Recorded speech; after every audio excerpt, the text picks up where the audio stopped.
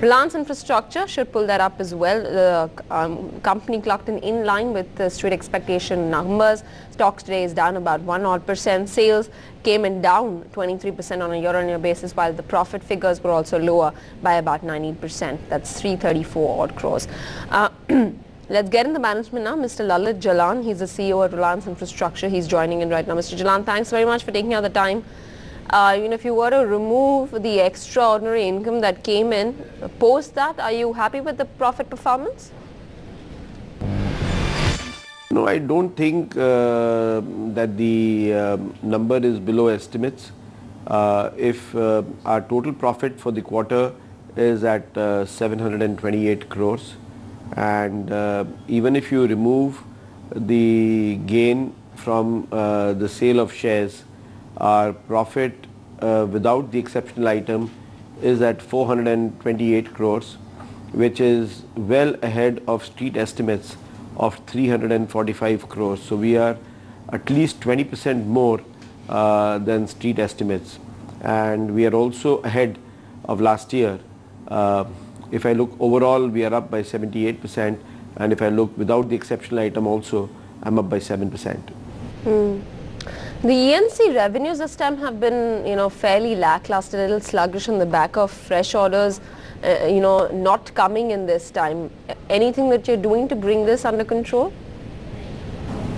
I think we should not only compare our EPC turnover compared to last year. Last year was a one-off year where we had extremely high EPC revenue. We had a normal run rate in the range of 3,000 crores of construction revenue. Last year we had a one-off year where we crossed 11,000 crores. However, beginning of the year we had given a guidance of 6,500 to 7,000 crores, which is more than twice our normal run rate of 3,000 crores which we had been achieving for the previous 4 to 5 years. So if I compare to FY11, we are still at more than 100% growth, and this is well within the guidelines that we had given to the analyst and the buyer community at the beginning of the year. So we are not unhappy with our construction revenues. These have done very well and in line with how we had guided at the beginning of the year. Mr. Jalan, are you still pitching in for a power tariff hike with the Delhi government? Power tariff is an exercise which happens annually across India. Last year more than 35 states had increased tariff, and it's an annual exercise, so every year a state has to go through the exercise of receiving the ARR from the distribution company and then go through the tariff filing, go through the hearings and announce a tariff, and this tariff could be an increase or a decrease. Also, the distribution tariff that the consumers see is predominantly 80% of that revenue goes towards power purchase cost. So the tariff increase that takes place at the retail level is predominantly driven by the increase in power purchase costs, and these in turn are driven by the fuel costs. So if the price of coal, if the price of freight, if the price of gas, these commodities we are seeing are going up, or if the availability of coal at the domestic level falls short and we are 100 to 200 million tons of coal short, and we have to import very expensive coal to blend and run the plants at full load factor, these cost increases then need to be passed on. These increases are not owing to cost increases at the distribution end. In fact, if you look at our distribution companies, our distribution costs, in spite of high inflation in the country, have almost remained flat on a per unit basis. So that is owing to the efficiency that we build into our businesses. But power purchase cost increases owing to whether it's a new plant and so the fixed cost is high, or whether it is the fuel cost increase, that has to be passed on. Do you have any outstandings now from state electricity boards? I think you're asking about our construction revenues, which are with the state electricity boards. The matter with the government is under arbitration, and we are waiting for the outcome of the arbitration for the monies due with them. Going forward, we do not have many projects with SEBs. So the question of having additional revenue or an outlook on the SEB health but it does not apply to us. Coming to Mumbai, what's happening to the metro link, sir?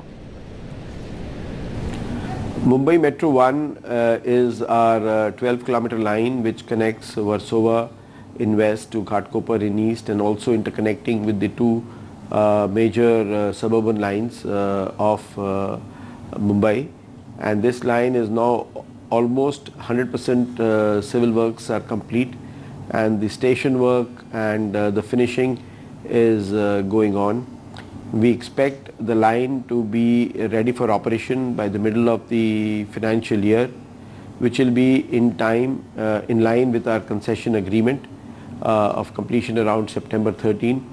And this is in spite of the extremely challenging right-of-way issues that we faced in this east-west corridor. So for an infra project to be able to deliver on time in this kind of a challenging environment is quite an achievement, and I compliment the team for the 24/7 work they have done to make this happen, because it is very, very normal to find infra projects falling multiple years behind, but we have been able to meet on the schedule as elaborated in the concession agreement. Mr. Jalan, any unviable projects that you plan to exit, just like the others like GVK and GMR have done, they've exited unviable projects? Fortunately for Reliance Infrastructure, we have bid with a lot of care when we bid for the 11 road projects that we have won, and also for the more than 50 that we bid for but we lost. We are very, very mindful of shareholder returns, and we take extra care to ensure that we do not bid in a way which is very aggressive and which makes the project unviable. So in our portfolio, we have no such projects which owing to reason of unviability we have any plans to return them back to NHAI. So you recently entered the cement business, and you've got your first cement unit at Butiburi that commenced operations. You want to talk a little bit about that business and the realizations there? The grinding unit that we started at Butiburi, Nagpur is part of our integrated cement plan of 5 million tons which is coming up in Madhya Pradesh, where we would be transferring clinker from our Madhya Pradesh plant, and the grinding would happen to bring efficiency into the logistics chain at Nagpur. On a standalone basis, this plant we are using to do seed marketing of Reliance Cement and to build our distribution network and to get a logistics organization fully operational to take care of the huge amount of capacity that will come on stream in the middle of the year.